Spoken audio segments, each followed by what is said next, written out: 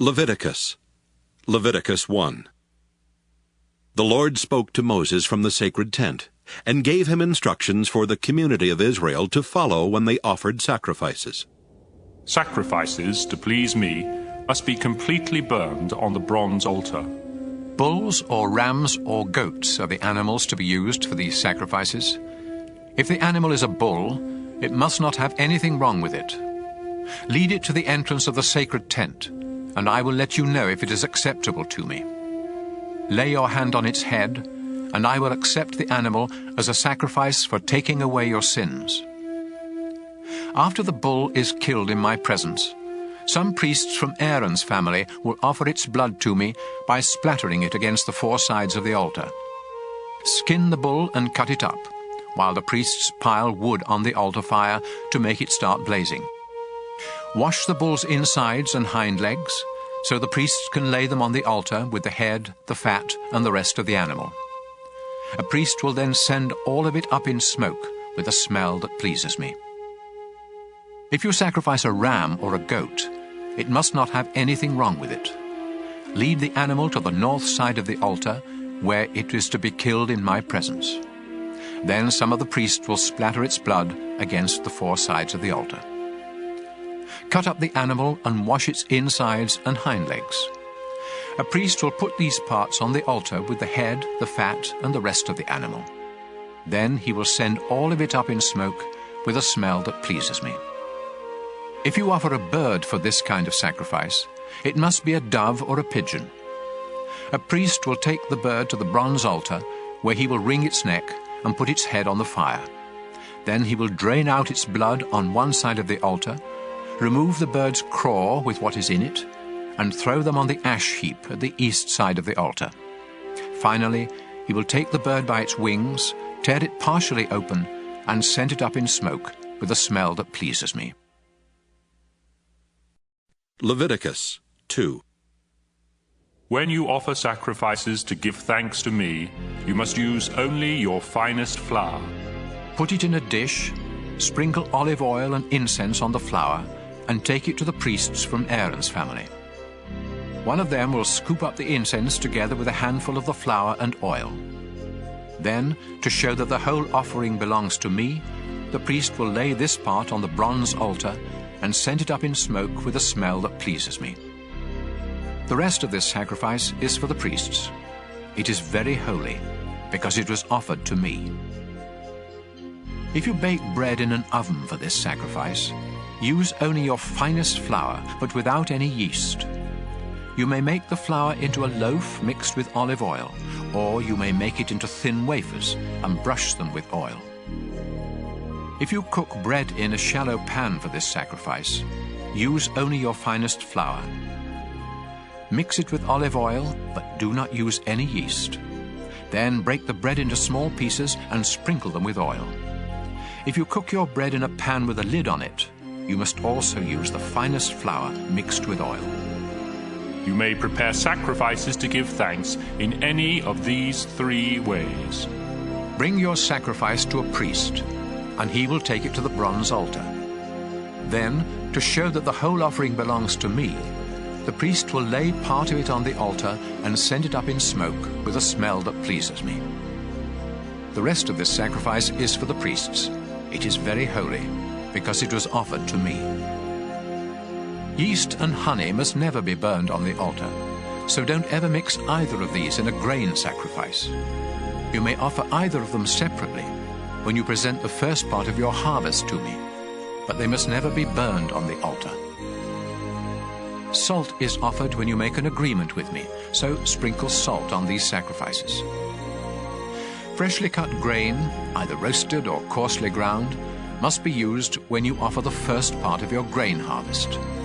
You must mix in some olive oil and put incense on top, because this is a grain sacrifice. A priest will sprinkle all of the incense and some of the grain and oil on the altar, and send them up in smoke to show that the whole offering belongs to me. Leviticus 3. When you offer sacrifices to ask my blessing, you may offer either a bull or a cow, but there must be nothing wrong with the animal. Lead it to the entrance of the sacred tent, lay your hand on its head, and have it killed there. A priest from Aaron's family will splatter its blood against the four sides of the altar. Offer all of the fat on the animal's insides, as well as the lower part of the liver and the 2 kidneys with their fat. Some of the priests will lay these pieces on the altar and send them up in smoke with a smell that pleases me, together with the sacrifice that is offered to please me. Instead of a bull or a cow, you may offer any sheep or goat that has nothing wrong with it. If you offer a sheep, you must present it to me at the entrance to the sacred tent.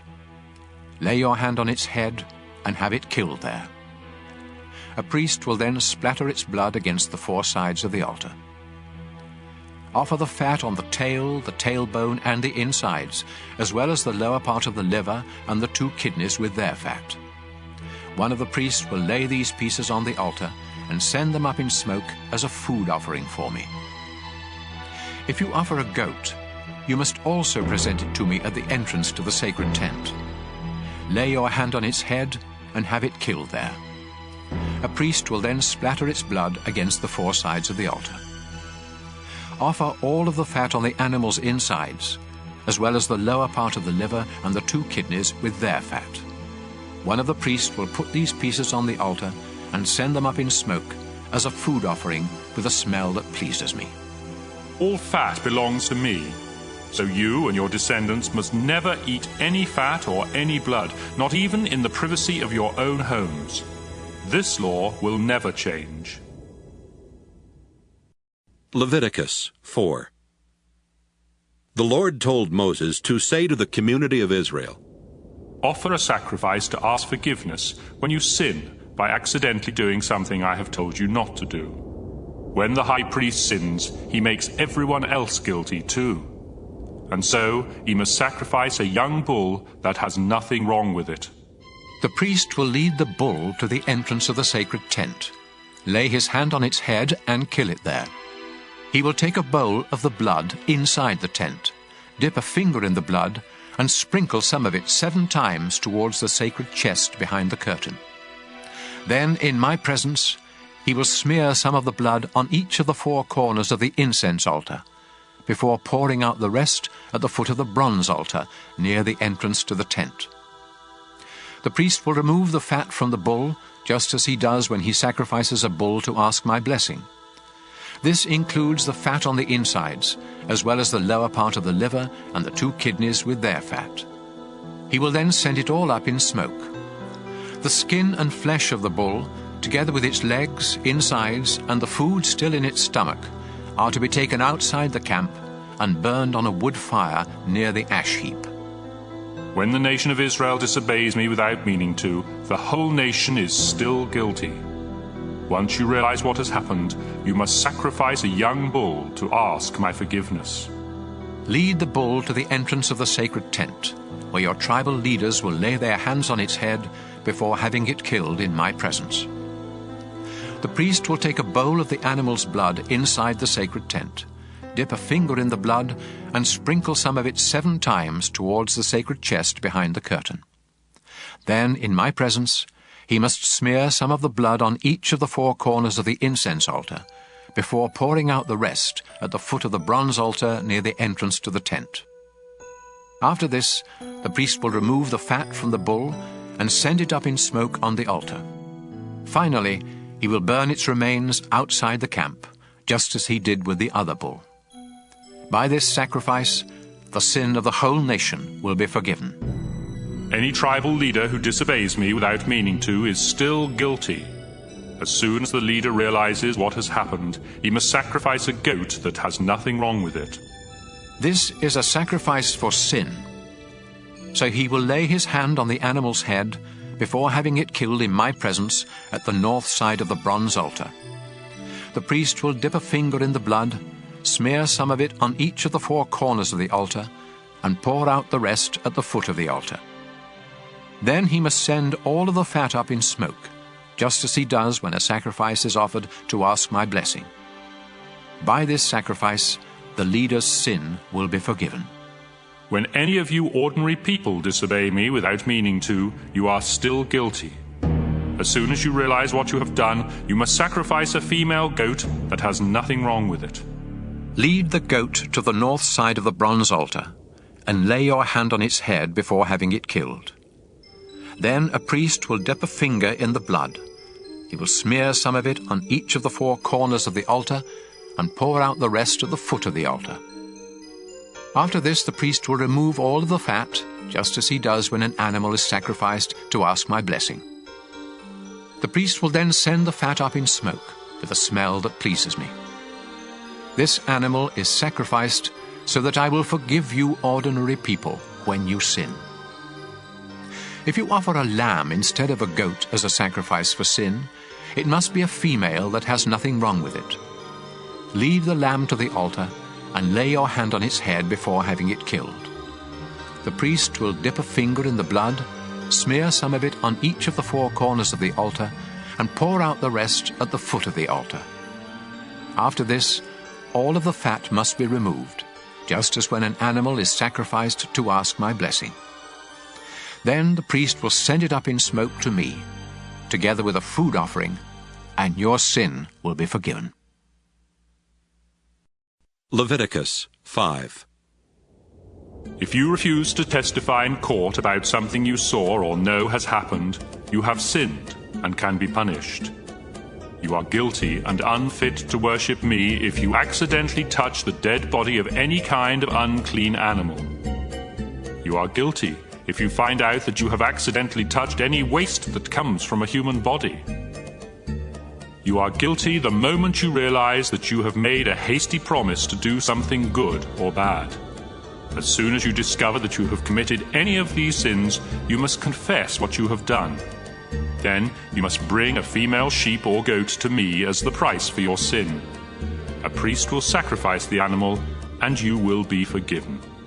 If you are poor and cannot afford to bring an animal, you may bring 2 doves or 2 pigeons. One of these will be a sacrifice to ask my forgiveness, and the other will be a sacrifice to please me. Give both birds to the priest, who will offer one as a sacrifice to ask my forgiveness. He will wring its neck without tearing off its head, splatter some of its blood on one side of the bronze altar, and drain out the rest at the foot of the altar. Then he will follow the proper rules for offering the other bird as a sacrifice to please me. You will be forgiven when the priest offers these sacrifices as the price for your sin. If you are so poor that you cannot afford doves or pigeons, you may bring 2 pounds of your finest flour. This is a sacrifice to ask my forgiveness. So don't sprinkle olive oil or sweet-smelling incense on it. Give the flour to a priest who will scoop up a handful and send it up in smoke together with the other offerings. This is a reminder that all of the flour belongs to me. By offering this sacrifice, the priest pays the price for any of these sins you may have committed. The priest gets the rest of the flour just as he does with grain sacrifices. The Lord told Moses what the people must do to make things right when they find out they have cheated the Lord without meaning to.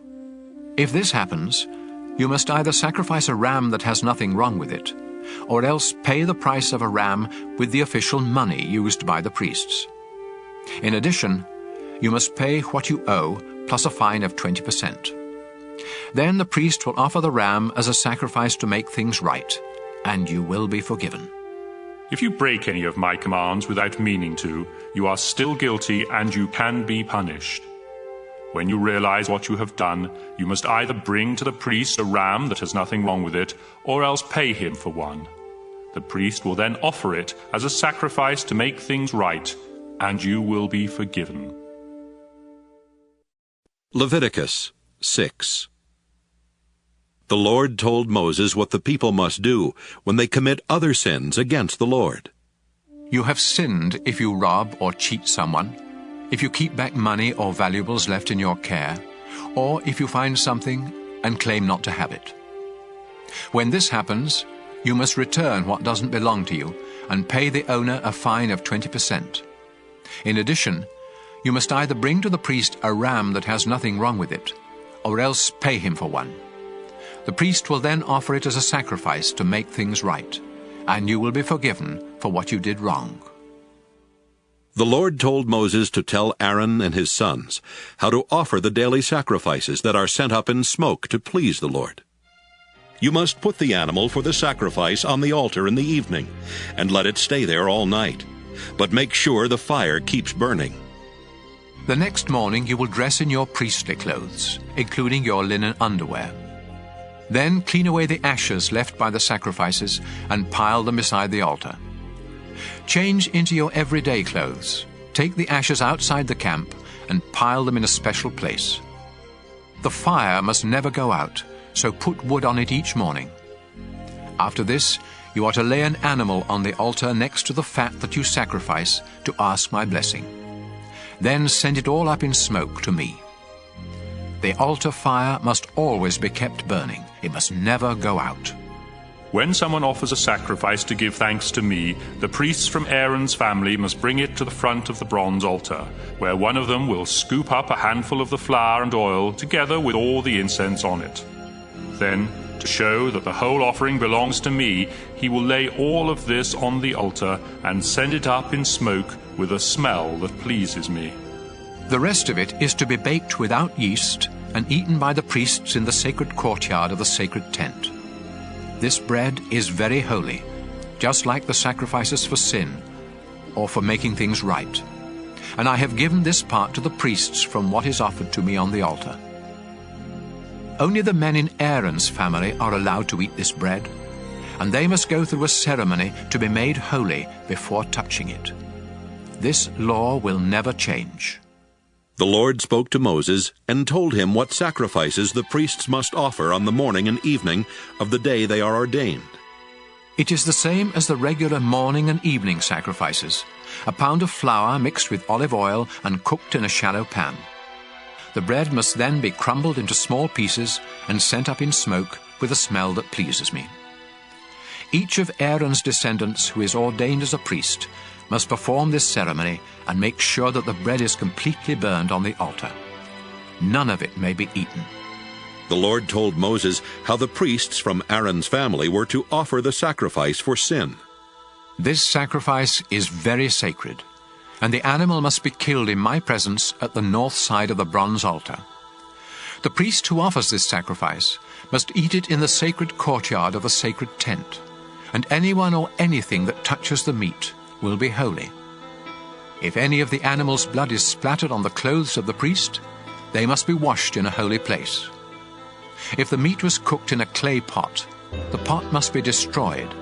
But if it was cooked in a bronze pot, the pot must be scrubbed and rinsed with water. This sacrifice is very holy, and only the priests may have any part of it. None of the meat may be eaten from the sacrifices for sin that require blood to be brought into the sacred tent. These sacrifices must be completely burned. Leviticus 7.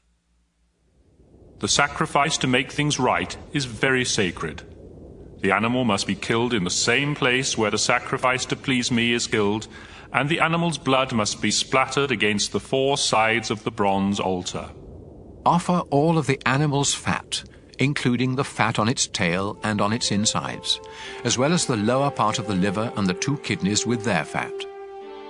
One of the priests will lay these pieces on the altar and send them up in smoke to me. This sacrifice for making things right is very holy. Only the priests may eat it, and they must eat it in a holy place. The ceremony for this sacrifice and the one for sin are just alike, and the meat may be eaten only by the priest who performs this ceremony of forgiveness. In fact, the priest who offers a sacrifice to please me may keep the skin of the animal, just as he may eat the bread from a sacrifice to give thanks to me. All other grain sacrifices, with or without olive oil in them, are to be divided equally among the priests of Aaron's family. Here are the instructions for offering a sacrifice to ask my blessing. If you offer it to give thanks, you must offer some bread together with it. Use the finest flour to make 3 kinds of bread without yeast, 2 in the form of loaves mixed with olive oil, and 1 in the form of thin wafers brushed with oil. You must also make some bread with yeast. Give me 1 loaf or wafer from each of these 4 kinds of bread, after which they will belong to the priest who splattered the blood against the bronze altar. When you offer an animal to ask a blessing from me or to thank me, the meat belongs to you, but it must be eaten the same day. It is different with the sacrifices you offer me when you make me a promise or voluntarily give me something. The meat from those sacrifices may be kept and eaten the next day, but any that is left must be destroyed. If you eat any after the 2nd day, your sacrifice will be useless and unacceptable, and you will be both disgusting and guilty. Don't eat any of the meat that touches something unclean. Instead, burn it. The rest of the meat may be eaten by anyone who is clean and acceptable to me. But don't eat any of this meat if you have become unclean by touching something unclean from a human or an animal or from any other creature. If you do, you will no longer belong to the community of Israel. The Lord told Moses to say to the people, Don't eat the fat of cattle, sheep, or goats. If one of your animals dies or is killed by some wild animal, you may do anything with its fat except eat it. If you eat the fat of an animal that can be used as a sacrifice to me, you will no longer belong to the community of Israel. And no matter where you live, you must not eat the blood of any bird or animal, or you will no longer belong to the community of Israel. The Lord also told Moses to say to the people of Israel, If you want to offer a sacrifice to ask my blessing, you must bring the part to be burned and lay it on the bronze altar. But you must first lift up the choice ribs with their fat to show that the offering is dedicated to me. A priest from Aaron's family will then send the fat up in smoke, but the ribs belong to the priests. The upper joint of the right hind leg is for the priest who offers the blood and the fat of the animal. I have decided that the people of Israel must always give the choice ribs and the upper joint of the right hind leg to Aaron's descendants who have been ordained as priests to serve me. This law will never change. I am the Lord. These are the ceremonies for sacrifices to please the Lord, to give him thanks, and to ask his blessing or his forgiveness, as well as the ceremonies for those sacrifices that demand a payment, and for the sacrifices that are offered when priests are ordained. While Moses and the people of Israel were in the desert at Mount Sinai, the Lord commanded them to start offering these sacrifices. Leviticus 8. The Lord said to Moses, Send for Aaron and his sons, as well as their priestly clothes, the oil for ordination, the bull for the sin offering, the 2 rams and a basket of bread made without yeast. Then bring the whole community of Israel together at the entrance to the sacred tent. Moses obeyed the Lord, and when everyone had come together, he said, We are here to follow the Lord's instructions. After Moses told Aaron and his sons to step forward, he had them wash themselves. He put the priestly shirt and robe on Aaron and wrapped the sash around his waist. Then he put the sacred vest on Aaron and fastened it with the finely woven belt. Next, he put on Aaron the sacred breastpiece that was used in learning what the Lord wanted his people to do. He placed the turban on Aaron's head, and on the front of the turban was the narrow strip of thin gold as a sign of his dedication to the Lord. Moses then dedicated the sacred tent and everything in it to the Lord by sprinkling them with some of the oil for ordination. He sprinkled the bronze altar 7 times, and he sprinkled its equipment, as well as the large bronze bowl and its base. He also poured some of the oil on Aaron's head to dedicate him to the Lord. At last, Moses dressed Aaron's sons in their shirts, then tied sashes around them and put special caps on them, just as the Lord had commanded. Moses led out the bull that was to be sacrificed for sin, and Aaron and his sons laid their hands on its head. After it was killed, Moses dipped a finger in the blood and smeared some of it on each of the 4 corners of the bronze altar before pouring out the rest at the foot of the altar. This purified the altar and made it a fit place for offering the sacrifice for sin. Moses then took the fat on the bull's insides, as well as the lower part of the liver and the 2 kidneys, with their fat, and sent them up in smoke on the altar fire. Finally, he took the skin and the flesh of the bull, together with the food still in its stomach, and burned them outside the camp, just as the Lord had commanded. Moses led out the ram for the sacrifice to please the Lord. After Aaron and his sons had laid their hands on its head, Moses killed the ram and splattered its blood against the four sides of the altar. Moses had the animal cut up, and he washed its insides and hind legs. Then he laid the head, the fat, and the rest of the ram on the altar, and sent them up in smoke with a smell that pleased the Lord. All this was done just as the Lord had commanded. Moses led out the ram for the ceremony of ordination. Aaron and his sons laid their hands on its head, and it was killed. Moses smeared some of its blood on Aaron's right earlobe, some on his right thumb, and some on the big toe of his right foot. Moses did the same thing for Aaron's sons, before splattering the rest of the blood against the four sides of the altar. He took the animal's fat tail, the fat on its insides, and the lower part of the liver and the two kidneys with their fat, and the right hind leg. Then he took from a basket some of each of the 3 kinds of bread that had been made without yeast, and had been dedicated to the Lord. Moses placed the bread on top of the meat, and gave it all to Aaron and his sons, who lifted it up to show that it was dedicated to the Lord. After this, Moses placed it on the fires of the altar, and sent it up in smoke with a smell that pleased the Lord. This was part of the ordination ceremony. Moses lifted up the choice ribs of the ram, to show that they were dedicated to the Lord. This was the part that the Lord had said Moses could have.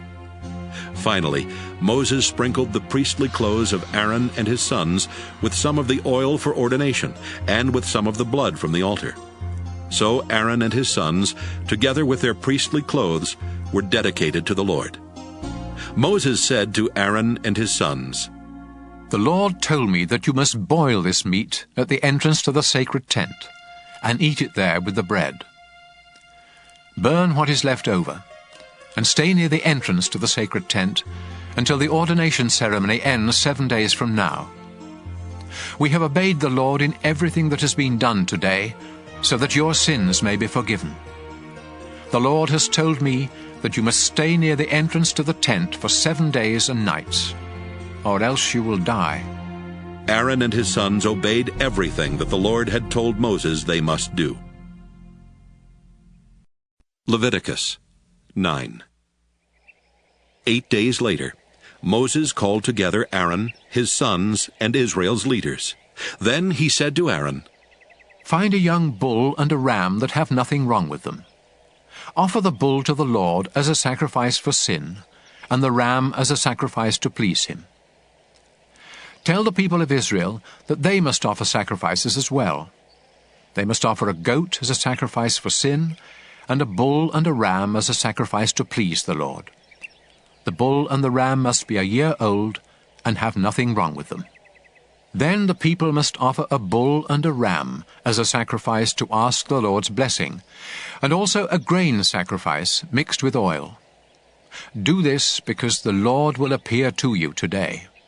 After the animals and the grain had been brought to the front of the sacred tent, and the people were standing there in the presence of the Lord, Moses said, "The Lord has ordered you to do this, so that he may appear to you in all of his glory. Aaron, step up to the altar and offer the sacrifice to please the Lord. Then offer the sacrifices for the forgiveness of your sins and for the sins of the people, just as the Lord has commanded." Aaron stepped up to the altar and killed the bull that was to be the sacrifice for his sins. His sons brought him the blood. He dipped a finger in it, smeared some on the 4 corners of the bronze altar, and poured out the rest at its foot. But he sent up in smoke the fat, the kidneys, and the lower part of the liver, just as the Lord had commanded Moses. Then Aaron burned the skin and the flesh outside the camp.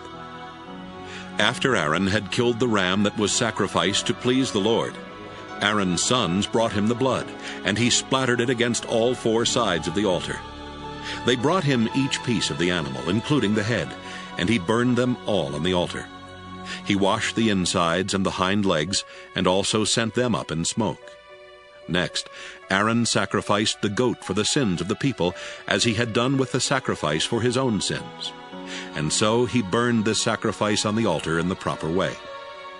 He also presented the grain sacrifice and burned a handful of the flour on the altar as part of the morning sacrifice.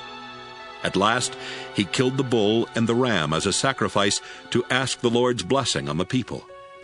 Aaron's sons brought him the blood, and he splattered it against the four sides of the altar. His sons placed all the fat, as well as the kidneys and the lower part of the liver, on top of the choice ribs. Then Aaron burned the fat on the altar and lifted up the ribs and the right hind leg to show that these were dedicated to the Lord. This was done just as the Lord had instructed Moses. Aaron held out his hand and gave the people his blessing, before coming down from the bronze altar where he had offered the sacrifices. He and Moses went into the sacred tent, and when they came out, they gave the people their blessing. Then the Lord appeared to the people in all his glory.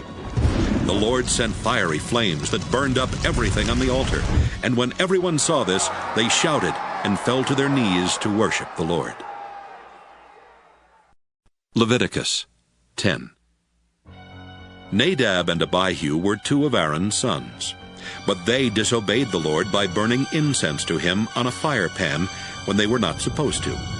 Suddenly the Lord sent fiery flames and burned them to death. Then Moses told Aaron that this was exactly what the Lord had meant when he said, I demand respect from my priests, and I will be praised by everyone. Aaron was speechless. Moses sent for Mishael and Elzaphan, the two sons of Aaron's uncle Uzziel. Then he told them, Take these two dead relatives of yours outside the camp, far from the entrance to the sacred tent. So they dragged the dead men away by their clothes. Then Moses told Aaron and his other two sons, Eleazar and Ithamar, Don't show your sorrow by messing up your hair and tearing your priestly clothes, or the Lord will get angry. He will kill the three of you and punish everyone else. It's all right for your relatives, the people of Israel, to mourn for those he destroyed by fire, but you are the Lord's chosen priests, and you must not leave the sacred tent, or you will die. Aaron and his two sons obeyed Moses. The Lord said to Aaron, When you or your sons enter the sacred tent, you must never drink beer or wine. If you do, you will die right there. This law will never change. You must learn the difference between what is holy and what isn't holy, and between the clean and the unclean. You must also teach the people of Israel everything that I commanded Moses to say to them. Moses told Aaron and his two sons, Eleazar and Ithamar, The grain sacrifice that was offered to give thanks to the Lord is very holy. So make bread without yeast from the part that wasn't sent up in smoke, and eat it beside the altar. The Lord has said that this belongs to you and your sons, and that it must be eaten in a holy place. But the choice ribs and the hind leg that were lifted up may be eaten by your entire family, as long as you do so in an acceptable place. These parts are yours from the sacrifices that the people offer to ask the Lord's blessing. This is what the Lord has commanded, and it will never change. When Moses asked around and learned that the ram for the sin sacrifice had already been burned on the altar, he became angry with Eleazar and Ithamar and said, Why didn't you eat the meat from this sacrifice in an acceptable place? It is very holy, and the Lord has given you this sacrifice to remove Israel's sin and guilt. Whenever an animal's blood isn't brought into the sacred tent, I commanded you to eat its meat in an acceptable place, but you burned it instead. Their father Aaron replied, Today 2 of my sons offered the sacrifice for sin and the sacrifice to please the Lord, and look what has happened to me. Would the Lord have approved if I had eaten the sacrifice for sin? Moses was satisfied with Aaron's reply. Leviticus 11. The Lord told Moses and Aaron to say to the community of Israel, You may eat any animal that has divided hoofs, and choose the cud. But you must not eat animals such as camels, rock badgers, and rabbits that chew the cud but don't have divided hooves. And you must not eat pigs. They have divided hooves, but don't chew the cud. All of these animals are unclean, and you are forbidden even to touch their dead bodies. You may eat anything that lives in water and has fins and scales, but it would be disgusting for you to eat anything else that lives in water, and you must not even touch their dead bodies.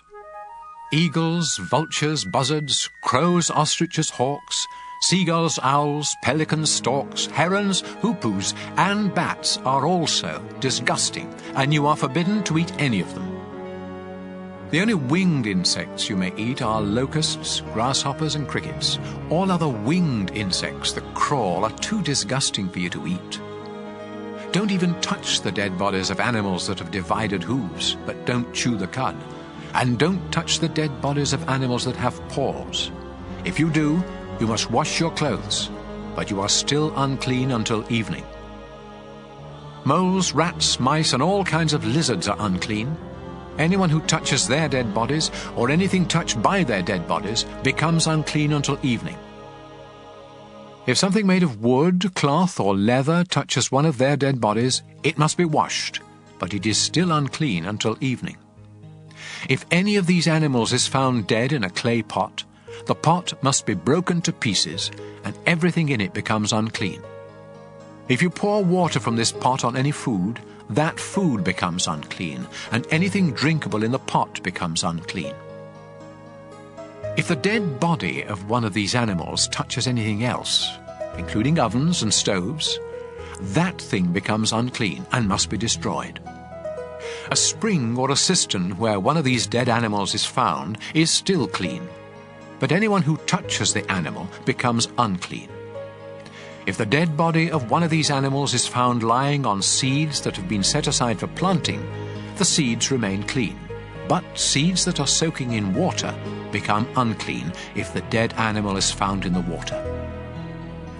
If an animal that may be eaten happens to die and you touch it, you become unclean until evening. If you eat any of its meat or carry its body away, you must wash your clothes, but you are still unclean until evening. Don't eat any of those disgusting little creatures that crawl or walk close to the ground. If you eat any of them, you will become just as disgusting and unclean as they are. I am the Lord your God, and you must dedicate yourself to me and be holy, just as I am holy. Don't become disgusting by eating any of these unclean creatures. I brought you out of Egypt so that I could be your God. Now you must become holy because I am holy. I have given these laws so that you will know what animals, birds, and fish are clean and may be eaten, and which ones are unclean and may not be eaten. Leviticus 12. The Lord told Moses to say to the community of Israel, If a woman gives birth to a son, she is unclean for 7 days, just as she is during her monthly period. Her son must be circumcised on the 8th day, but her loss of blood keeps her from being completely clean for another 33 days. During this time, she must not touch anything holy or go to the place of worship. Any woman who gives birth to a daughter is unclean for 2 weeks, just as she is during her period. And she won't be completely clean for another 66 days. When the mother has completed her time of cleansing, she must come to the front of the sacred tent and bring to the priest a year-old lamb as a sacrifice to please me, and a dove or a pigeon as a sacrifice for sin. After the priest offers the sacrifices to me, the mother will become completely clean from her loss of blood, whether her child is a boy or a girl. If she cannot afford a lamb, she can offer 2 doves or 2 pigeons, one as a sacrifice to please me, and the other as a sacrifice for sin. Leviticus 13. The Lord told Moses and Aaron to say to the people, If sores or boils or a skin rash should break out and start spreading on your body, you must be brought to Aaron or one of the other priests. If the priest discovers that the hair in the infected area has turned white, and that the infection seems more than skin deep, he will say, This is leprosy. You are unclean. But if the infected area is white and only skin deep, and if the hair in it hasn't turned white, the priest will order you to stay away from everyone else for 7 days. If the disease hasn't spread by that time, he will order you to stay away from everyone else for another 7 days. Then, if the disease hasn't gotten any worse or spread, the priest will say, "You are clean. It was only a sore. After you wash your clothes, you may go home." However, if the disease comes back, you must return to the priest. If it is discovered that the disease has started spreading, he will say, "This is leprosy. You are unclean." Any of you with a skin disease must be brought to a priest.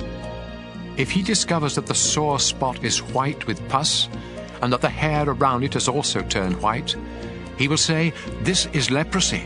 You are unclean and must stay away from everyone else." But if the disease has run its course, and only the scar remains, he will say, "You are clean." If the sores come back and turn white with pus, he will say, "This is leprosy. You are unclean." However, if the sores heal, and only white spots remain, the priest will say, "You are now clean." If you have a sore that either swells or turns reddish white after it has healed, then you must show it to a priest. If he discovers that the hair in the infected area has turned white, and that the infection seems more than skin deep, he will say, "This is leprosy. You are unclean." But if the white area is only on the surface of the skin, and hasn't gotten any worse, and if the hair in it hasn't turned white, he will have you stay away from everyone else for 7 days. If the sore begins spreading during this time, the priest will say, "You are unclean because you have a disease." But if it doesn't spread, and only a scar remains, he will say, "You are now clean." If you have a burn that gets infected and turns red or reddish white, a priest must examine it. Then, if he discovers that the hair in the infected area has turned white, and that the infection seems more than skin deep, he will say, "The burn has turned into leprosy, and you are unclean." But if the priest finds that the hair in the infected area hasn't turned white, and that the sore is only skin deep, and it is healing, he will have you stay away from everyone else for 7 days. On the 7th day, the priest will examine you again, and if the infection is spreading, he will say, "This is leprosy. You are unclean." However, if the infection hasn't spread and has begun to heal, and if only a scar remains, he will say, "Only a scar remains from the burn, and you are clean." If you have a sore on your head or chin, it must be examined by a priest. If the infection seems more than skin deep, and the hair in it has thinned out and lost its color, he will say, "This is leprosy. You are unclean." On the other hand, if he discovers that the itchy spot is only skin deep, but that the hair still isn't healthy, he will order you to stay away from everyone else for 7 days. By that time, if the itch hasn't spread, if the hairs seem healthy, and if the itch is only skin deep, you must shave off the hairs around the infection, but not those on it. Then the priest will tell you to stay away from everyone else for another 7 days. By that time, if the itch hasn't spread and seems no more than skin deep, he will say, "You are clean. Now you must wash your clothes." Later, if the itch starts spreading, even though the hair is still healthy, the priest will say, "You are unclean." But if he thinks you are completely well, he will say, "You are clean." If white spots break out on your skin, but the priest discovers that it is only a rash, he will say, "You are clean." If you become bald on any part of your head, you are still clean. But if a priest discovers that a reddish-white sore has broken out on the bald spot and looks like leprosy, he will say, "This is leprosy. You are unclean." If you ever have leprosy, you must tear your clothes, leave your hair uncombed, cover the lower part of your face, and go around shouting, "I'm unclean! I'm unclean!" As long as you have the disease, you are unclean and must live alone outside the camp. If a greenish or reddish spot appears anywhere on any of your clothing or on anything made of leather, you must let the priest examine the clothing or the leather. He will put it aside for 7 days, And if the mildew has spread in that time, he will say, "This is unclean because the mildew has spread." Then he will burn the clothing or the piece of leather. If the priest discovers that the mildew hasn't spread, he will tell you to wash the clothing or leather and put it aside for another 7 days, after which he will examine it again. If the spot hasn't spread, but is still greenish or reddish, the clothing or leather is unclean and must be burned. But if the spot has faded after being washed, he will tear away the spot.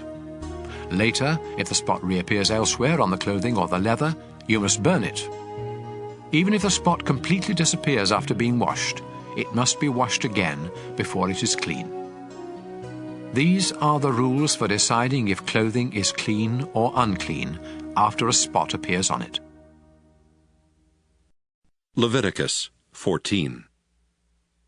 The Lord told Moses to say to the people, After you think you are healed of leprosy, you must ask for a priest to come outside the camp and examine you. And if you are well, he will have someone bring out 2 live birds that are acceptable for sacrifice, together with a stick of cedar wood, a piece of red yarn, and a branch from a hyssop plant. The priest will have someone kill one of the birds over a clay pot of spring water. Then he will dip the other bird, the cedar, the red yarn, and the hyssop in the blood of the dead bird. Next, he will sprinkle you 7 times with the blood and say, "You are now clean." Finally, he will release the bird and let it fly away. After this, you must wash your clothes, shave your entire body, and take a bath before you are completely clean. You may move back into camp, but you must not enter your tent for 7 days. Then you must once again shave your head, face, and eyebrows, as well as the hair on the rest of your body. Finally, wash your clothes and take a bath, and you will be completely clean. On the 8th day, you must bring to the priest 2 rams and a year-old female lamb that have nothing wrong with them. Also bring a half pint of olive oil and 6 pounds of your finest flour mixed with oil. Then the priest will present you and your offerings to me at the entrance to my sacred tent. There he will offer one of the rams, together with a pint of oil, as a sacrifice to make things right. He will also lift them up to show that they are dedicated to me. This sacrifice is very holy. It belongs to the priest and must be killed in the same place where animals are killed as sacrifices for sins and as sacrifices to please me. The priest will smear some of the blood from this sacrifice on your right earlobe, some on your right thumb, and some on the big toe of your right foot. He will then pour some of the olive oil into the palm of his left hand, dip a finger of his right hand into the oil, and sprinkle some of it 7 times toward the sacred tent. Next, he will smear some of the oil on your right earlobe, some on your right thumb, and some on the big toe of your right foot, and pour the rest of the oil from his palm on your head. Then he will offer the other 2 animals, one as a sacrifice for sin, and the other as a sacrifice to please me, together with a grain sacrifice. After this, you will be completely clean. If you are poor and cannot afford to offer this much, you may offer a ram as a sacrifice to make things right, together with a half pint of olive oil and 2 pounds of flour mixed with oil as a grain sacrifice. The priest will then lift these up to dedicate them to me. Depending on what you can afford, you must also offer either 2 doves or 2 pigeons, one as a sacrifice for sin and the other as a sacrifice to please me. The priest will offer these to me in front of the sacred tent on the 8th day. The priest will kill this ram for the sacrifice to make things right, and he will lift it up with the olive oil in dedication to me. Then he will smear some of the blood on your right earlobe, some on your right thumb, and some on the big toe of your right foot. The priest will pour some of the olive oil into the palm of his left hand, then dip a finger of his right hand in the oil and sprinkle some of it 7 times toward the sacred tent. He will smear some of the oil on your right earlobe, some on your right thumb, and some on the big toe of your right foot, just as he did with the blood of the sacrifice to make things right. And he will pour the rest of the oil from his palm on your head. Then, depending on what you can afford, he will offer either the doves or the pigeons together with the grain sacrifice. One of the birds is the sacrifice for sin, and the other is the sacrifice to please me. After this, you will be completely clean. These are the things you must do if you have leprosy and cannot afford the usual sacrifices to make you clean. The Lord told Moses and Aaron to say to the people, After I have given you the land of Canaan as your permanent possession, here is what you must do if I ever put mildew on the walls of any of your homes. First, you must say to a priest, I think mildew is on the wall of my house. The priest will reply, Empty the house before I inspect it, or everything in it will be unclean. If the priest discovers greenish or reddish spots that go deeper than the surface of the walls, he will have the house closed for 7 days. Then he will return and check to see if the mildew has spread. If so, he will have someone scrape the plaster from the walls, remove the filthy stones, then haul everything off and dump it in an unclean place outside the town. Afterwards, the wall must be repaired with new stones and fresh plaster. If the mildew appears a second time, the priest will come and say, This house is unclean. It's covered with mildew that can't be removed. Then he will have the house torn down and every bit of wood, stone and plaster hauled off to an unclean place outside the town. Meanwhile, if any of you entered the house while it was closed, you will be unclean until evening. And if you either slept or ate in the house, you must wash your clothes. On the other hand, if the priest discovers that mildew hasn't reappeared after the house was newly plastered, he will say, This house is clean. The mildew is gone. Then, to show that the house is now clean, he will get 2 birds, a stick of cedar wood, a piece of red yarn, and a branch from a hyssop plant, and bring them to the house. He will kill one of the birds over a clay pot of spring water, and let its blood drain into the pot. Then he will dip the cedar, the hyssop, the yarn, and the other bird into the mixture of blood and water. Next, he will sprinkle the house 7 times with the mixture. Then the house will be completely clean. Finally, he will release the bird and let it fly away, ending the ceremony for purifying the house. These are the things you must do if you discover that you are unclean because of an itch or a sore, or that your clothing or house is unclean because of mildew. Leviticus 15. The Lord told Moses and Aaron to say to the community of Israel, Any man with an infected penis is unclean, whether it is stopped up or keeps dripping. Anything that he rests on or sits on is also unclean. And if you touch either these or him, you must wash your clothes and take a bath, but you still remain unclean until evening. If you are spit on by the man, you must wash your clothes and take a bath, but you still remain unclean until evening. Any saddle or seat on which the man sits is unclean. And if you touch or carry either of these, you must wash your clothes and take a bath, but you will still remain unclean until evening. If the man touches you without first washing his hands, you must wash your clothes and take a bath, but you still remain unclean until evening. Any clay pot that he touches must be destroyed, and any wooden bowl that he touches must be washed. 7 days after the man gets well, he will be considered clean if he washes his clothes and takes a bath in spring water. On the 8th day, he must bring either 2 doves or 2 pigeons to the front of my sacred tent and give them to a priest. The priest will offer one of the birds as a sacrifice for sin, and the other as a sacrifice to please me. Then I will consider the man completely clean. Any man who has a flow of semen must take a bath, but he still remains unclean until evening. If the semen touches anything made of cloth or leather, these must be washed, but they still remain unclean until evening. After having sex, both the man and the woman must take a bath, but they still remain unclean until evening. When a woman has her monthly period, she remains unclean for 7 days. And if you touch her, you must take a bath, but you remain unclean until evening.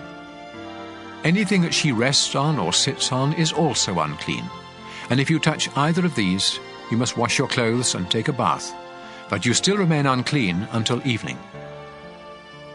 Any man who has sex with her during this time becomes unclean for 7 days, and anything he rests on is also unclean.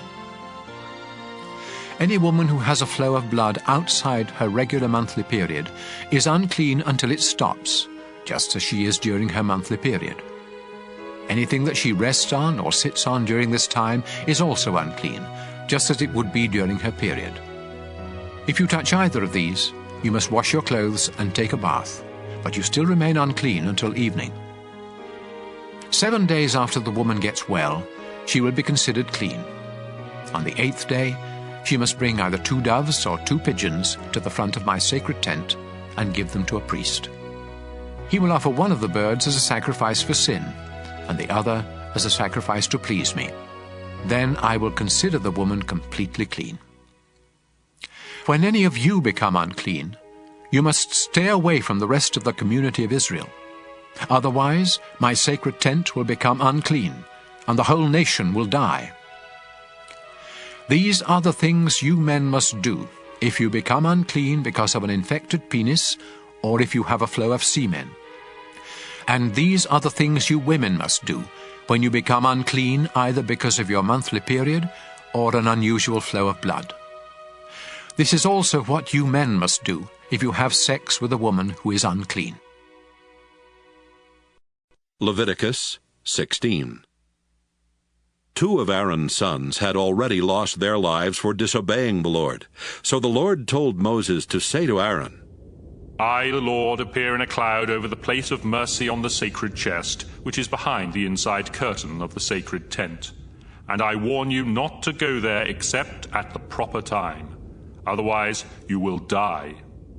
Before entering this most holy place, you must offer a bull as a sacrifice for your sins, and a ram as a sacrifice to please me. You will take a bath and put on the sacred linen clothes, including the underwear, the robe, the sash, and the turban.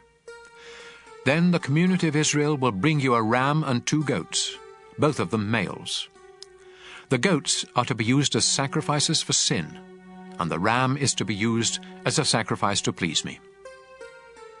Aaron, you must offer the bull as a sacrifice for forgiveness for your own sins and for the sins of your family. Then you will lead the 2 goats into my presence at the front of the sacred tent, where I will show you which goat will be sacrificed to me and which one will be sent into the desert to the demon Azazel. After you offer the first goat as a sacrifice for sin, the other one must be presented to me alive before you send it into the desert to take away the sins of the people. You must offer the bull as a sacrifice to ask forgiveness for your own sins and for the sins of your family. Then you will take a fire pan of live coals from the bronze altar, together with 2 handfuls of finely ground incense, into the most holy place. There you will present them to me by placing the incense on the coals, so that the place of mercy will be covered with a cloud of smoke. Do this, or you will die right there. Next, use a finger to sprinkle some of the blood on the place of mercy, which is on the lid of the sacred chest. Then sprinkle blood 7 times in front of the chest. Aaron, you must next sacrifice the goat for the sins of the people, and you must sprinkle its blood inside the most holy place, just as you did with the blood of the bull. By doing this, you will take away the sins that make both the most holy place and the people of Israel unclean. Do the same for the sacred tent, which is here among the people. Only you are allowed in the sacred tent from the time you enter until the time you come out. After leaving the tent, you will purify the bronze altar by smearing each of its 4 corners with some of the blood from the bull and from the goat. Use a finger to sprinkle the altar 7 times with the blood, and it will be completely clean from the sins of the people. After you have purified the most holy place, the sacred tent, and the bronze altar, you must bring the live goat to the front of the tent. There you will lay your hands on its head while confessing every sin the people have committed. And you will appoint someone to lead the goat into the desert, so that it can take away their sins. Finally, this goat that carries the heavy burden of Israel's sins must be released deep in the desert. Aaron, after this, you must go inside the sacred tent, take a bath, put on your regular priestly clothes, and leave there the clothes you put on before entering the most holy place. Then you will come out and offer sacrifices to please me, and sacrifices for your sins and for the sins of the people. The fat from these sacrifices for sin must be sent up in smoke on the bronze altar. The one who led the goat into the desert and sent it off to the demon Azazel must take a bath and wash his clothes before coming back into camp. The remains of the bull and the goat whose blood was taken into the most holy place must be taken outside the camp and burned. And whoever does this must take a bath and change clothes before coming back into camp. On the 10th day of the 7th month of each year, you must go without eating to show sorrow for your sins, and no one, including foreigners who live among you, is allowed to work. This is the day on which the sacrifice for the forgiveness of your sins will be made in my presence, and from now on it must be celebrated each year. Go without eating, and make this a day of complete rest, just like the Sabbath. The high priest must offer the sacrifices for cleansing from sin while wearing the sacred linen clothes. He will offer these sacrifices for the most holy place, the sacred tent, the bronze altar, all the priests, and for the whole community. You must celebrate this day each year. It is the great day of forgiveness for all the sins of the people of Israel. Moses did exactly as the Lord had commanded. Leviticus 17. The Lord told Moses to tell Aaron, his sons, and everyone else in Israel, "Whenever you kill any of your cattle, sheep, or goats as sacrifices to me, you must do it at the entrance to the sacred tent. If you don't, you will be guilty of pouring out blood, and you will no longer belong to the community of Israel. And so, when you sacrifice an animal to ask my blessing, it must not be done out in a field, but in front of the sacred tent. Then a priest can splatter its blood against the bronze altar and send its fat up in smoke with a smell that pleases me. Don't ever turn from me again and offer sacrifices to goat demons. This law will never change. Remember, no one in Israel, including foreigners, is to offer a sacrifice anywhere except at the entrance to the sacred tent. If you do, you will no longer belong to my people. I will turn against any of my people who eat blood. This also includes any foreigners living among you. Life is in the blood, and I have given you the blood of animals to sacrifice in place of your own. That's also why I have forbidden you to eat blood. Even if you should hunt and kill a bird or an animal, you must drain out the blood and cover it with soil. The life of every living creature is in its blood.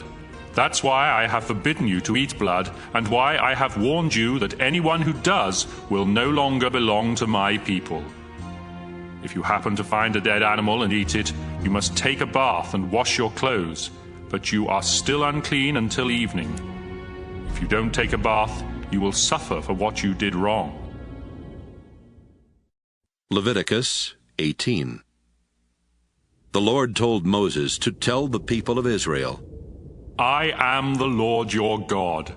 So don't follow the customs of Egypt, where you used to live, or those of Canaan, where I am bringing you. I am the Lord your God, and you must obey my teachings. Obey them, and you will live. I am the Lord. Don't have sex with any of your close relatives, especially your own mother. This would disgrace your father.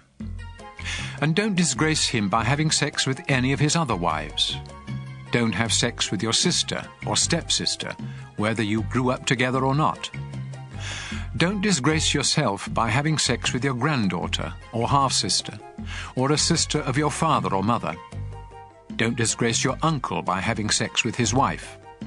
Don't have sex with your daughter-in-law or sister-in-law. And don't have sex with the daughter or granddaughter of any woman that you have earlier had sex with.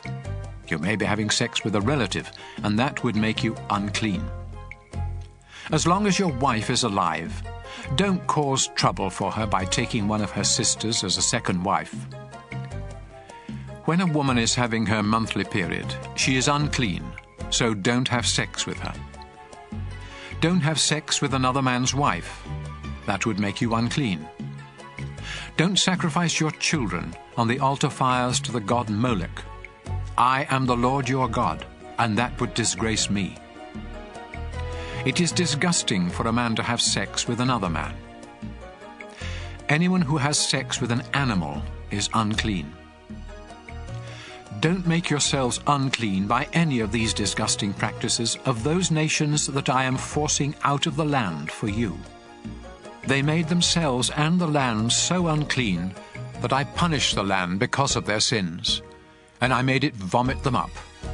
Now don't do these sickening things that make the land filthy. Instead, obey my laws and teachings. Then the land won't become sick of you and vomit you up, just as it did them.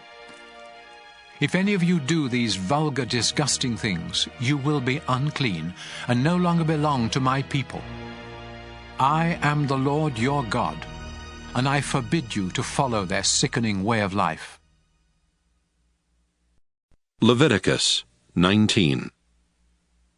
The Lord told Moses to say to the community of Israel, I am the Lord your God. I am holy, and you must be holy too. Respect your father and your mother. Honor the Sabbath, and don't make idols or images. I am the Lord your God. When you offer a sacrifice to ask my blessing, be sure to follow my instructions. You may eat the meat either on the day of the sacrifice or on the next day, but you must burn anything left until the third day. If you eat any of it on the third day, the sacrifice will be disgusting to me, and I will reject it. In fact, you will be punished for not respecting what I say is holy, and you will no longer belong to the community of Israel. When you harvest your grain, always leave some of it standing along the edges of your fields, and don't pick up what falls on the ground. Don't strip your grapevines clean or gather the grapes that fall off the vines. Leave them for the poor and for those foreigners who live among you. I am the Lord your God. Do not steal or tell lies or cheat others. Do not misuse my name by making promises you don't intend to keep. I am the Lord your God. Do not steal anything or cheat anyone, and don't fail to pay your workers at the end of each day. I am the Lord your God, and I command you not to make fun of the deaf or to cause a blind person to stumble. Be fair, no matter who is on trial. Don't favor either the poor or the rich. Don't be a gossip, but never hesitate to speak up in court, especially if your testimony can save someone's life. Don't hold grudges. On the other hand, it's wrong not to correct someone who needs correcting. Stop being angry, and don't try to take revenge. I am the Lord, and I command you to love others as much as you love yourself. Breed your livestock animals only with animals of the same kind. And don't plant two kinds of seed in the same field, or wear clothes made of different kinds of material. If a man has sex with a slave woman who is promised in marriage to someone else, he must pay a fine, but they are not to be put to death. After all, she was still a slave at the time. The man must bring a ram to the entrance of the sacred tent and give it to a priest, who will then offer it as a sacrifice to me, so the man's sins will be forgiven. After you enter the land, you will plant fruit trees, but you are not to eat any of their fruit for the first 3 years. In the 4th year, the fruit must be set apart as an expression of thanks to me, the Lord God. Do this, and in the 5th year, Those trees will produce an abundant harvest of fruit for you to eat. Don't eat the blood of any animal. Don't practice any kind of witchcraft. I forbid you to shave any part of your head or beard, or to cut and tattoo yourself as a way of worshipping the dead. Don't let your daughters serve as temple prostitutes. This would bring disgrace both to them and the land. I command you to respect the Sabbath and the place where I am worshipped. Don't make yourself disgusting to me by going to people who claim they can talk to the dead.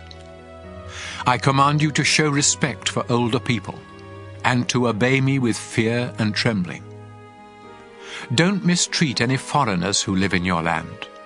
Instead, treat them as well as you treat citizens, and love them as much as you love yourself.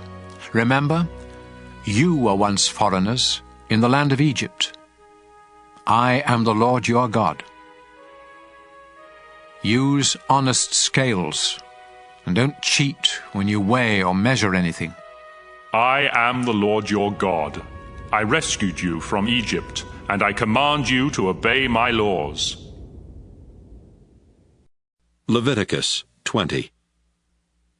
The Lord told Moses to say to the community of Israel, Death by stoning is the penalty for any citizens or foreigners in the country who sacrifice their children to the god Molech. They have disgraced both the place where I am worshipped and my holy name, and so I will turn against them and no longer let them belong to my people. Some of you may let them get away with human sacrifice, but not me.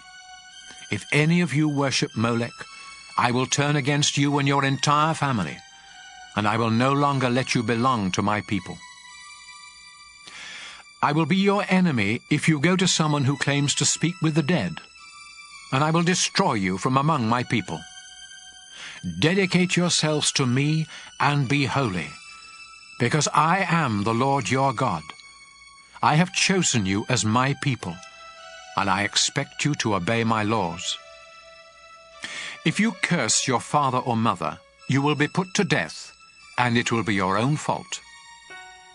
If any of you men have sex with another man's wife, both you and the woman will be put to death. Having sex with one of your father's wives disgraces him, so both you and the woman will be put to death just as you deserve. It isn't natural to have sex with your daughter-in-law, and both of you will be put to death just as you deserve. It's disgusting for men to have sex with one another, and those who do will be put to death just as they deserve. It isn't natural for a man to marry both a mother and her daughter, and so all three of them will be burned to death. If any of you have sex with an animal, both you and the animal will be put to death just as you deserve. If you marry one of your sisters, you will be punished, and the two of you will be disgraced by being openly forced out of the community. If you have sex with a woman during her monthly period, both you and the woman will be cut off from the people of Israel. The sisters of your father and mother are your own relatives, and you will be punished for having sex with any of them. If you have sex with your uncle's wife, neither you nor she will ever have any children. And if you marry your sister-in-law, neither of you will ever have any children. Obey my laws and teachings, or else the land I am giving you will become sick of you and throw you out. The nations I am chasing out did these disgusting things, and I hated them for it. So don't follow their example. I am the Lord your God, and I have promised you their land that is rich with milk and honey. I have chosen you to be different from other people. That's why you must make a difference between animals and birds that I have said are clean and unclean. This will keep you from becoming disgusting to me. I am the Lord, the holy God. You have been chosen to be my people, and so you must be holy too. If you claim to receive messages from the dead, you will be put to death by stoning, just as you deserve. Leviticus 21. The Lord gave Moses these instructions for Aaron's sons, the priests. Touching a dead body will make you unclean. So don't go near a dead relative, except your mother, father, son, daughter, brother, or an unmarried sister who has no husband to take care of her. Don't make yourself unclean by attending the funeral of someone related to you by marriage. Don't shave any part of your head, or trim your beard, or cut yourself, to show that you are mourning. I am the Lord your God, and I have chosen you alone to offer sacrifices of food to me on the altar. That's why you must keep yourselves holy. Don't marry a divorced woman, or a woman who has served as a temple prostitute. You are holy because I am holy. And so you must be treated with proper respect, since you offer food sacrifices to me, the God of holiness. If any of you priests has a daughter who disgraces you by serving as a temple prostitute, she must be burned to death. If you are the high priest, you must not mess up your hair or tear your clothes in order to mourn for the dead. Don't make yourself unclean by going near a dead body, not even that of your own father or mother. If you leave the sacred place to attend a funeral, both you and the sacred place become unclean, because you are the high priest. If you are the high priest, you must marry only a virgin from your own tribe. Don't marry a divorced woman or any other woman who has already had sex, including a temple prostitute. In this way, your descendants will be qualified to serve me. Remember, I am the Lord, and I have chosen you. The Lord told Moses to say to Aaron, No descendant of yours can ever serve as my priest if he is blind or lame, if his face is disfigured, if one leg is shorter than the other, if either a foot or a hand is crippled, if he is a hunchback or a dwarf, if an eye or his skin is diseased, or if his testicles have been damaged. These men may not serve as my priests and burn sacrifices to me. They may eat the food offerings presented to me, but they may not enter the sacred place or serve me at the altar. Remember, I am the Lord, the one who makes a priest holy. Moses told all of this to Aaron, his sons, and the people of Israel. Leviticus 22. The Lord told Moses to say to Aaron and his sons, I am the Lord God, and I demand that you honor my holy name by showing proper respect for the offerings brought to me by the people of Israel.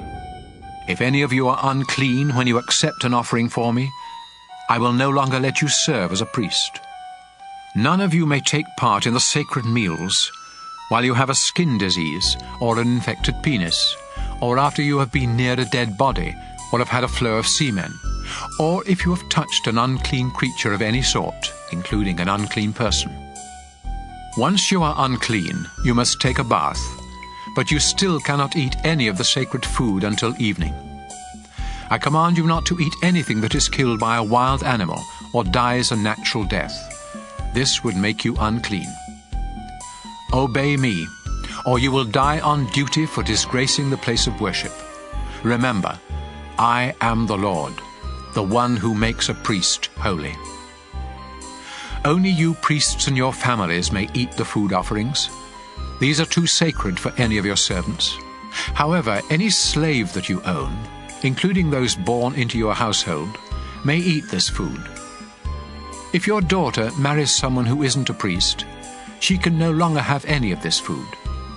But if she returns to your home, either widowed or divorced, and has no children, she may join in the meal.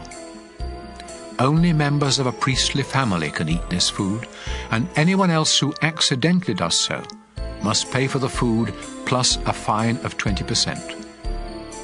I warn you not to treat lightly the offerings that are brought by the people of Israel. Don't let them become guilty of eating this sacred food. Remember, I am the Lord, the one who makes these offerings holy. The Lord told Moses to tell Aaron and his sons and everyone else the rules for offering sacrifices. He said, The animals that are to be completely burned on the altar must have nothing wrong with them. or else I won't accept them. Bulls or rams or goats are the animals to be used for these sacrifices. When you offer a sacrifice to ask my blessing, there must be nothing wrong with the animal. This is true whether the sacrifice is part of a promise or something you do voluntarily. Don't offer an animal that is blind or injured, or that has an infection or a skin disease. If one of your cattle or lambs has a leg that is longer or shorter than the others, you may offer it voluntarily, but not as part of a promise. As long as you live in this land, don't offer an animal with injured testicles. And don't bring me animals you bought from a foreigner. I won't accept them, because they are no better than one that has something wrong with it. The Lord told Moses to say, Newborn cattle, sheep or goats must remain with their mothers for 7 days. But on the 8th day you may send them up in smoke to me, and I will accept the offering. Don't sacrifice a newborn animal and its mother on the same day. When you offer a sacrifice to give thanks to me, you must do it in a way that is acceptable. Eat all of the meat that same day, and don't save any for the next day. I am the Lord your God. Obey my laws and teachings. I am the Lord. I demand respect from the people of Israel, so don't disgrace my holy name. Remember, I am the one who chose you to be priests and rescued all of you from Egypt, so that I would be your Lord. Leviticus 23. The Lord told Moses to say to the community of Israel, I have chosen certain times for you to come together and worship me. You have 6 days when you can do your work, but the 7th day of each week is holy because it belongs to me. No matter where you live, you must rest on the Sabbath and come together for worship. This law will never change. Passover is another time when you must come together to worship me. And it must be celebrated on the evening of the 14th day of the first month of each year. The festival of thin bread begins on the 15th day of that same month. It lasts 7 days, and during this time you must honor me by eating bread made without yeast. On the first day of this festival, you must rest from your work and come together for worship. Each day of this festival you must offer sacrifices. Then on the final day, you must once again rest from your work and come together for worship. The Lord told Moses to say to the community of Israel, After you enter the land I am giving you, the first bundle of wheat from each crop must be given to me. So bring it to a priest on the day after the Sabbath. He will lift it up in dedication to me, and I will accept you. You must also offer a sacrifice to please me. So bring the priest a 1-year-old lamb that has nothing wrong with it, and 4 pounds of your finest flour mixed with olive oil. Then he will place these on the bronze altar and send them up in smoke with a smell that pleases me.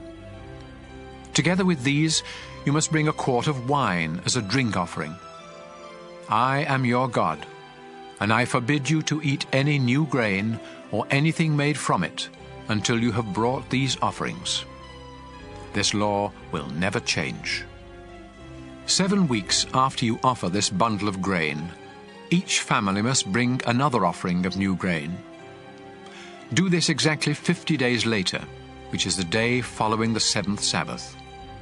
Bring 2 loaves of bread to be lifted up in dedication to me. Each loaf is to be made with yeast and with 4 pounds of the finest flour from the first part of your harvest.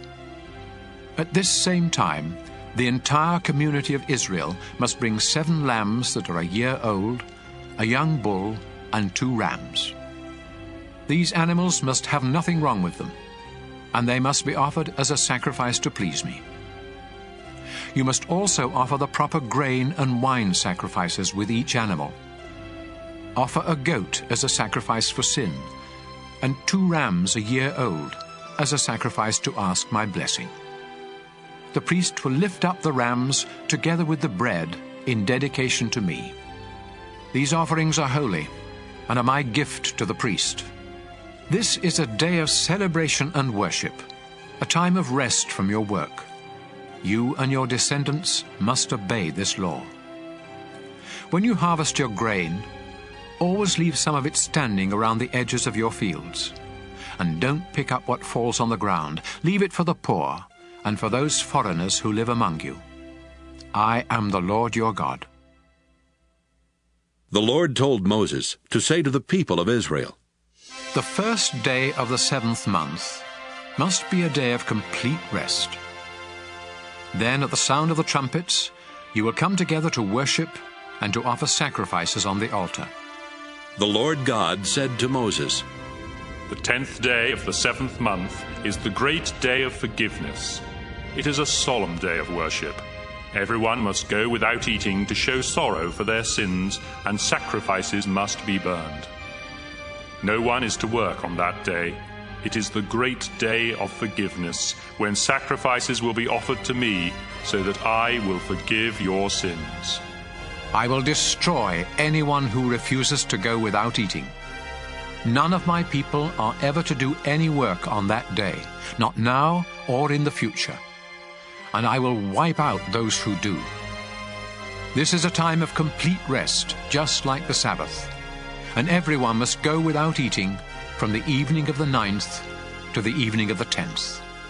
The Lord told Moses to say to the community of Israel, Beginning on the 15th day of the 7th month, and continuing for 7 days, everyone must celebrate the festival of shelters in honor of me. No one is to do any work on the first day of the festival. It is a time when everyone must come together for worship. For 7 days, sacrifices must be offered on the altar. The 8th day is also to be a day of complete rest, as well as a time of offering sacrifices on the altar and of coming together for worship.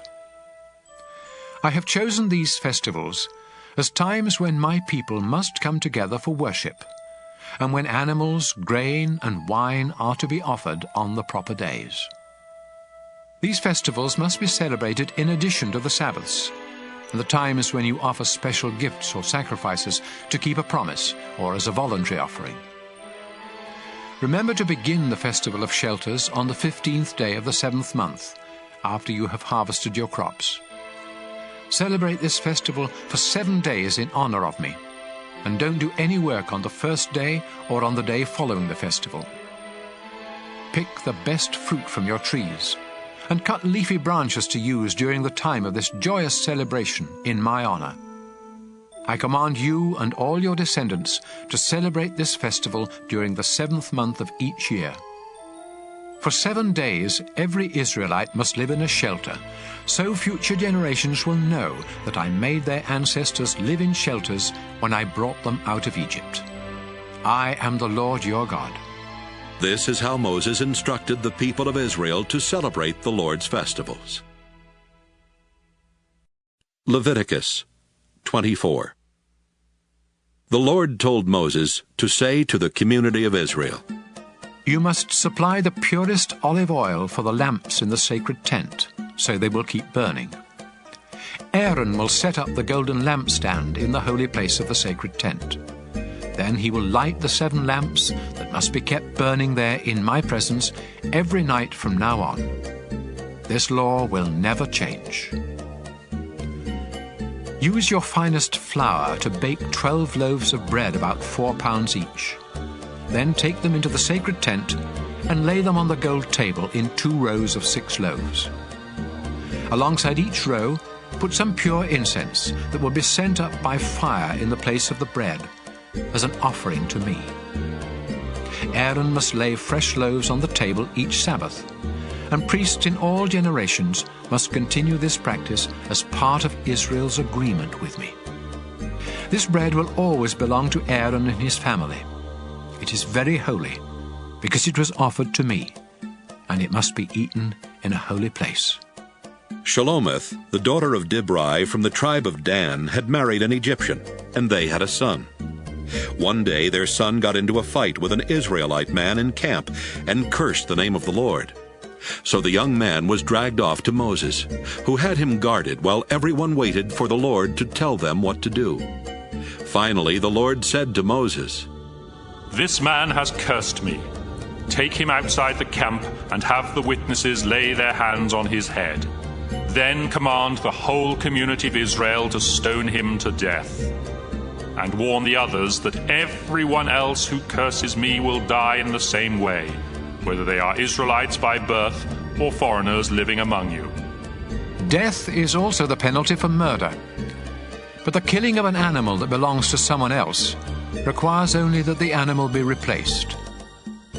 Personal injuries to others must be dealt with in keeping with the crime. A broken bone for a broken bone, an eye for an eye, or a tooth for a tooth. It's possible to pay the owner for an animal that has been killed, but death is the penalty for murder. I am the Lord your God, and I demand equal justice both for you Israelites and for those foreigners who live among you. When Moses finished speaking, the people did what the Lord had told Moses, and they stoned to death the man who had cursed the Lord. Leviticus 25. When Moses was on Mount Sinai, the Lord told him to say to the community of Israel, After you enter the land that I am giving you, it must be allowed to rest 1 year out of every 7. You may raise grain and grapes for 6 years, but the 7th year you must let your fields and vineyards rest in honor of me, your Lord. This is to be a time of complete rest for your fields and vineyards, so don't harvest anything they produce. However, you and your slaves and your hired workers, as well as any domestic or wild animals, may eat whatever grows on its own. Once every 49 years, on the 10th day of the 7th month, which is also the great day of forgiveness, trumpets are to be blown everywhere in the land. This 50th year is sacred. It is a time of freedom and of celebration, when everyone will receive back their original property, and slaves will return home to their families. This is a year of complete celebration, so don't plant any seed or harvest what your fields or vineyards produce. In this time of sacred celebration, you may eat only what grows on its own. During this year, all property must go back to its original owner. So when you buy or sell farmland, the price is to be determined by the number of crops it can produce before the next year of celebration. Don't try to cheat. If it is a long time before the next year of celebration, the price will be higher, because what is really being sold are the crops that the land can produce. I am the Lord your God, so obey me and don't cheat anyone. If you obey my laws and teachings, you will live safely in the land and enjoy its abundant crops. Don't ever worry about what you will eat during the 7th year, when you are forbidden to plant or harvest. I will see to it that you harvest enough in the 6th year to last for 3 years. In the 8th year, you will live on what you harvested in the 6th year. But in the 9th year, you will eat what you plant and harvest in the 8th year. No land may be permanently bought or sold. It all belongs to me. It isn't your land, and you only live there for a little while. When property is being sold, the original owner must be given the first chance to buy it. If any of you Israelites become so poor that you are forced to sell your property, your closest relative must buy it back, if that relative has the money. Later, if you can afford to buy it, you must pay enough to make up for what the present owner will lose on it before the next year of celebration, when the property will become yours again. But if you don't have the money to pay the present owner a fair price, you will have to wait until the year of celebration, when the property will once again become yours. If you sell a house in a walled city, you have only 1 year in which to buy it back. If you don't buy it back before that year is up, it becomes the permanent property of the one who bought it, and it will not be returned to you in the year of celebration. But a house out in a village may be bought back at any time, just like a field, and it must be returned to its original owner in the year of celebration. If any Levites own houses inside a walled city, they will always have the right to buy them back. And any houses that they do not buy back will be returned to them in the year of celebration, because these homes are their permanent property among the people of Israel. No pasture land owned by the Levi tribe can ever be sold. It is their permanent possession. If any of your people become poor and unable to support themselves, you must help them, just as you are supposed to help foreigners who live among you. Don't take advantage of them by charging any kind of interest or selling them food for profit. Instead, honor me by letting them stay where they now live. Remember, I am the Lord your God. I rescued you from Egypt and gave you the land of Canaan so that I would be your God. Suppose some of your people become so poor that they have to sell themselves and become your slaves. Then you must treat them as servants rather than as slaves, and in the year of celebration they are to be set free, so they and their children may return home to their families and property. I brought them out of Egypt to be my servants, not to be sold as slaves. So obey me, and don't be cruel to the poor. If you want slaves, buy them from other nations, or from the foreigners who live in your own country, and make them your property. You can own them, and even leave them to your children when you die, but do not make slaves of your own people, or be cruel to them.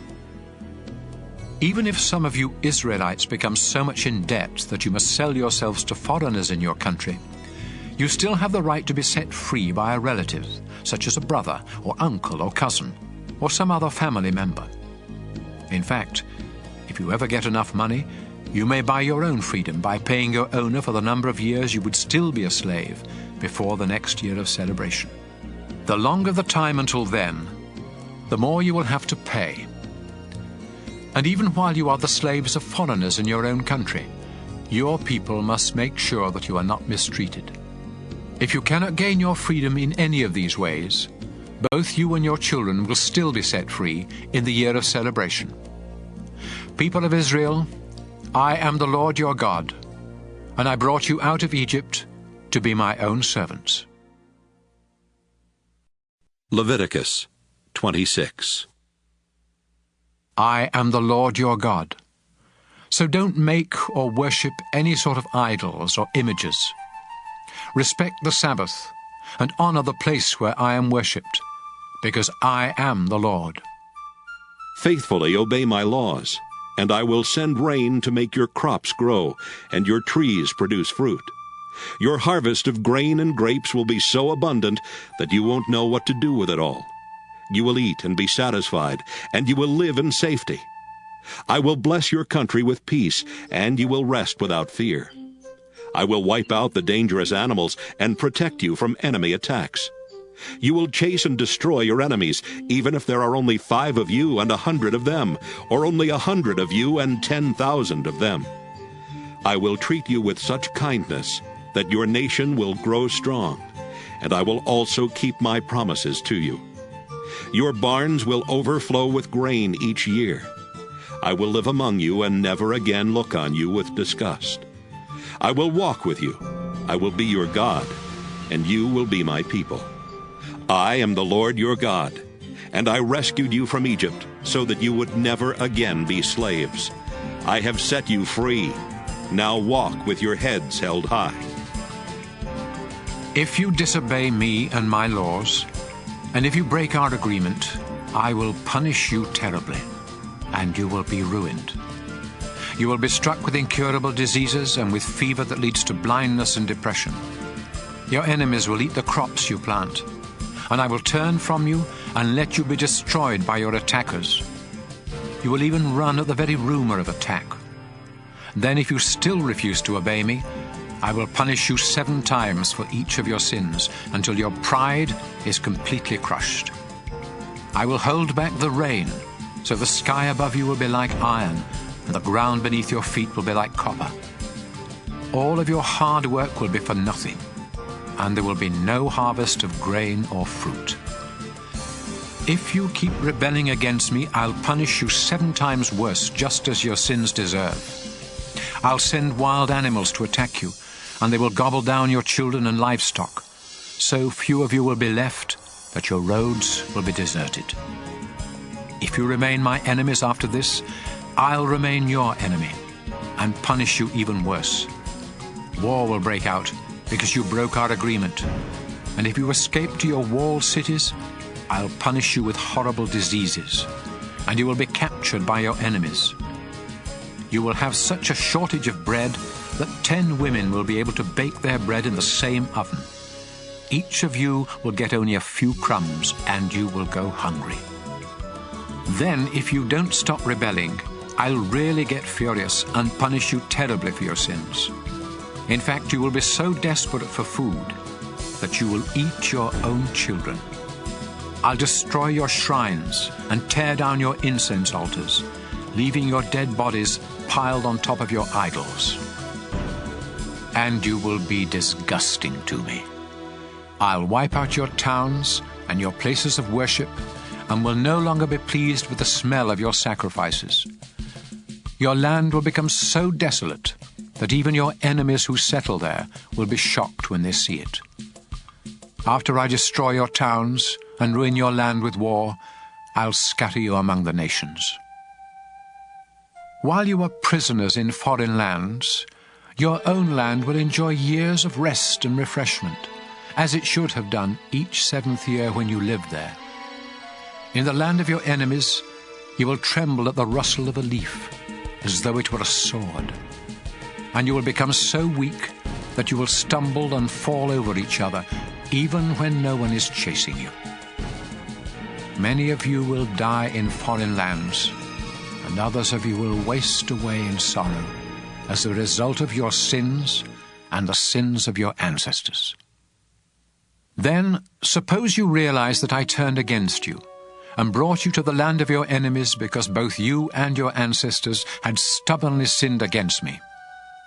If you humbly confess what you have done and start living right, I'll keep the promise I made to your ancestors, Abraham, Isaac, and Jacob.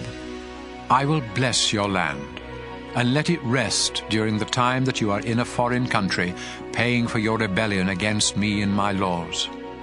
No matter what you have done, I am still the Lord your God, and I will never completely reject you or become absolutely disgusted with you there in the land of your enemies. While nations watched, I rescued your ancestors from Egypt so that I would be their God. Yes, I am your Lord, and I will never forget our agreement. Moses was on Mount Sinai when the Lord gave him these laws and teachings for the people of Israel. Leviticus 27.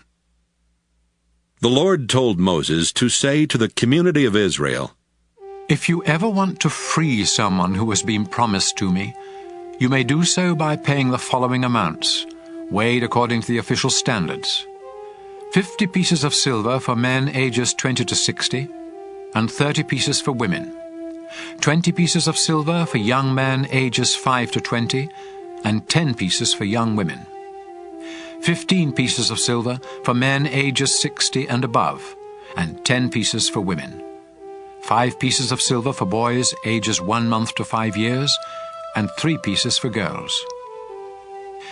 If you have promised to give someone to me and can't afford to pay the full amount for that person's release, you will be taken to a priest, and he will decide how much you can afford.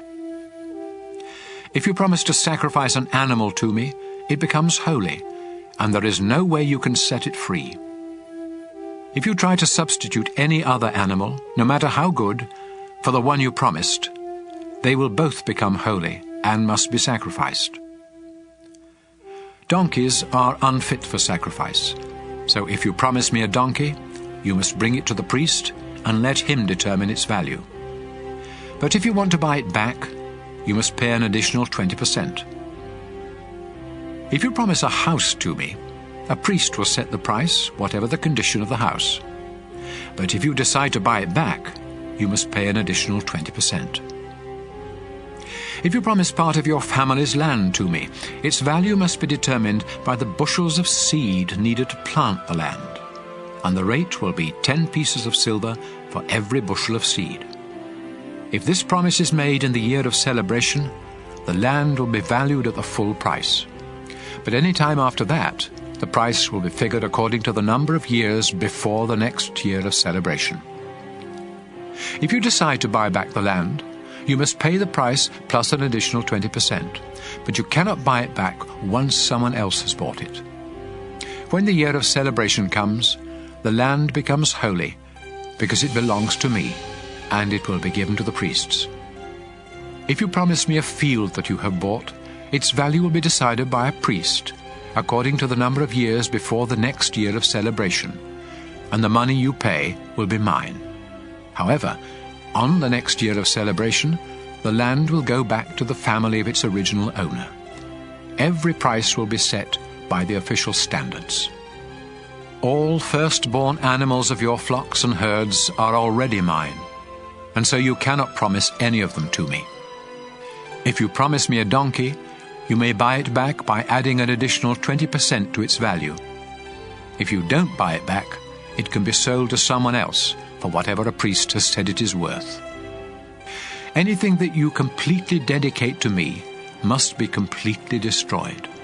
It cannot be bought back or sold.